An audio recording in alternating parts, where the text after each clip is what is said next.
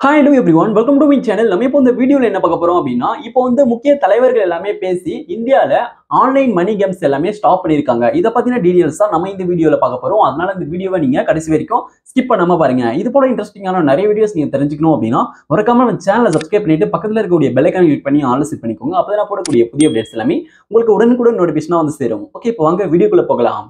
இப்போ இந்தியாவில் வந்து பார்த்தீங்கன்னா முக்கிய தலைவர்கள் எல்லாமே பேசி கலந்து ஆலோசிச்சு இப்போ வந்து பாருங்க சூப்பரான ஒரு முடிவை வந்து எடுத்திருக்காங்க. அது என்னன்னு சொல்லிட்டு பார்த்தீங்க அப்படின்னா, இப்போ ரீசெண்ட் டைம்ல இப்போ ஆன்லைன் மணி கேம்ஸ் தான் வந்து பார்த்தீங்கன்னா பிரபலமாயிட்டு வந்தது. அதன் மூலமா நிறைய அப்பாவி மக்கள்லாம் வந்து பார்த்தீங்கன்னா லாஸ் ஆயிட்டாங்க. இதை கண்ட்ரோல் பண்றதுக்காக தான் வந்து பார்த்தீங்கன்னா இப்போ இந்தியாவில் சூப்பரான ஒரு சட்டத்தை வந்து கொண்டு வந்திருக்காங்க. இதுக்கப்புறம் ஆன்லைன் வழியாக நிறைய பேர் கேம்ஸை விளையாடி அவங்களுடைய பணத்தை வந்து இழந்துருவாங்க.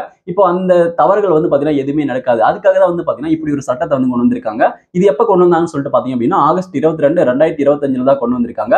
இதுக்கப்புறம் யாருமே வந்து பார்த்தீங்கன்னா ஆன்லைன் கேம்ஸை விளையாட முடியாது. அப்படி விளையாடணும்னு நினைச்சா கூட நீங்க வந்து மணியை எதுவுமே பே பண்ணாம நீங்க அப்படியே நார்மலா எல்லாமே ஃப்ரீயா விளையாடுற மாதிரி தான் வந்து பார்த்தீங்கன்னா கொடுத்துருப்பாங்க.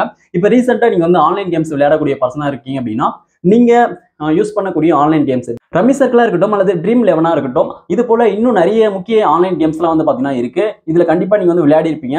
நீங்க அப்படி விளையாடி இருந்தீங்கன்னா நீங்க வந்து அந்த ஆப்பை ஓப்பன் பண்ணி பாருங்க. அப்படி ஓப்பன் பண்ணி பார்த்தீங்க அப்படின்னா அந்த ஆப்ல இப்போ இதுக்கப்புறம் நீங்க வந்து மணியை பே பண்ணி விளையாடுற மாதிரி எந்த ஒரு ஆப்ஷனுமே கொடுத்துருக்க மாட்டாங்க. எல்லாமே வந்து பார்த்தீங்கன்னா ஃப்ரீயா விளையாடுற மாதிரி கொடுத்துருப்பாங்க. அதுக்கான ரீசன் என்னன்னு சொல்லிட்டு பார்த்தீங்க அப்படின்னா இப்படி ஒரு சட்டத்தை வந்து கொண்டு வந்துட்டாங்க. அதனால தான் வந்து பார்த்தீங்கன்னா உங்களால அந்த கேம் வந்து மணியை பே பண்ணி விளையாடுற மாதிரி அதில் வந்து கொடுத்துருக்க மாட்டாங்க.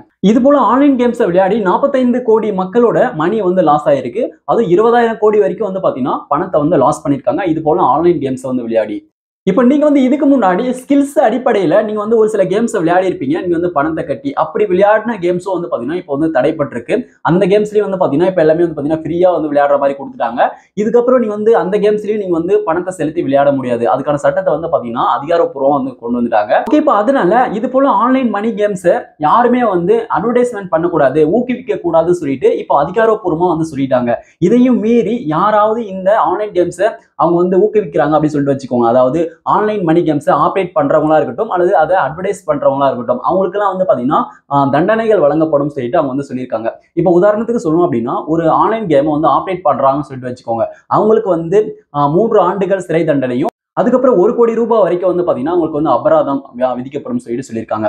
அதுக்கப்புறம் நிறைய பேர் வந்து நான் வந்து இப்படி ஒரு பிளாட்ஃபார்ம் வச்சிருக்கேன், இந்த கேம் விளையாடினா இவ்வளவு ஏர்ன் பண்ணலாம் சொல்லிட்டு உங்களுக்கு வந்து ஒரு அமௌண்ட்டை கொடுத்து இதை வந்து நீங்க அட்வர்டைஸ் பண்ணுங்க, ப்ரொமோஷன் பண்றதுக்காக அவங்க வந்து கொடுப்பாங்க. ஓகே, இதை நீங்க அவங்க கிட்ட இருந்து வாங்கிட்டு உங்களுக்கு தெரியாம நீங்க வந்து இது போல நீங்க வந்து ஆன்லைன் கேம்ஸை நீங்க அட்வர்டைஸ் பண்ணிட்டீங்க அப்படின்னா உங்களுக்கு வந்து பாத்தீங்கன்னா சிறை தண்டனை வழங்கும் சொல்லிட்டு சொல்லியிருக்காங்க.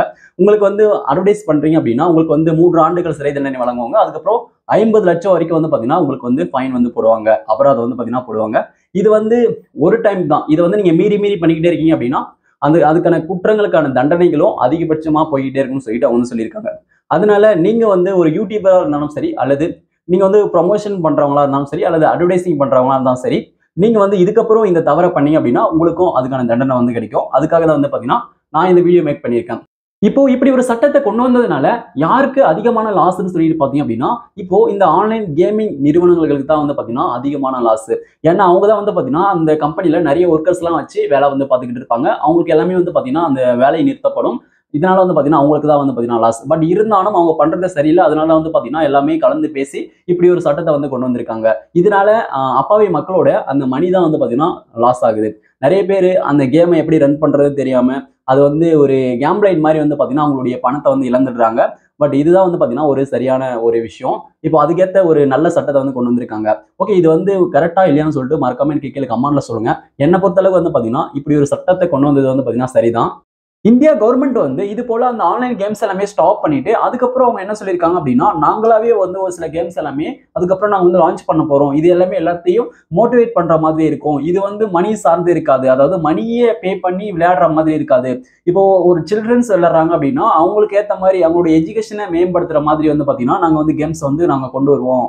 அதை பயன்படுத்தி எல்லாருமே வந்து பாத்தீங்கன்னா வேற வேற லெவலுக்கு போயிடலாம் சொல்லிட்டு அவங்க வந்து சொல்றாங்க. நீங்க டைம் பாஸ் பண்ணணும் அப்படின்னாலும் அது போல எஜுகேஷன் லெவலில் இருக்கக்கூடிய கேம்ஸ் நீங்க விளையாடும் போது உங்களுக்கு வந்து இந்த மைண்டுக்கு வந்து ஒரு இம்ப்ரூவா இருக்கும். இப்போ நீங்க தேவையில்லாம மணியை வச்சு நீங்க விளையாடுறீங்க அப்படின்னா இப்போ உங்களை வந்து பாத்தீங்கன்னா அந்த கேம் வந்து மென்டல் ஆக்கி விட்டுரும். அதுக்காக தான் வந்து பாத்தீங்கன்னா இப்போ வந்து இப்படி ஒரு கேம்ஸ் வந்து நாங்க கொண்டு வரோம், நல்ல பர்பஸ்க்காக நிறைய கேம்ஸ் வந்து நாங்க கொண்டு வரலாம்னு இருக்கோம் அப்படின்னு சொல்லிட்டு அவங்க வந்து சொல்லியிருக்காங்க.